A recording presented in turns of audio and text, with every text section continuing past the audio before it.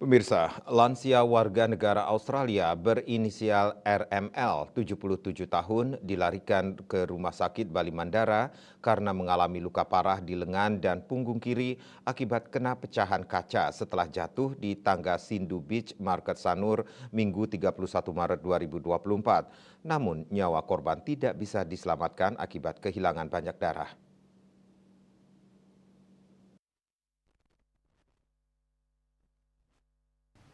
Terkait kejadian ini, Kasih Humas Polresta Denpasar AKP Ketut Sukadi menjelaskan, pada Minggu pukul 12.30 WITA, korban bersama anaknya jalan-jalan di Pantai Sindu.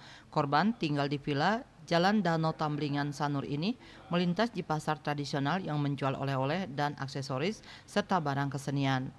Saat korban melewati sebuah tangga menuju ke pantai, korban mencari tumpuan turun dan diduga kehilangan keseimbangan. Korban jatuh lalu menabrak dinding kaca toko. Akibat kejadian tersebut, korban mengalami luka sayatan kaca. Korban bersimbah darah sambil duduk di dekat tangga.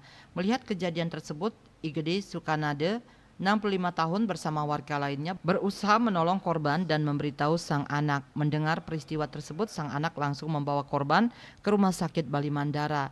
Namun nyawa korban tidak tertolong, diduga karena kehilangan banyak darah.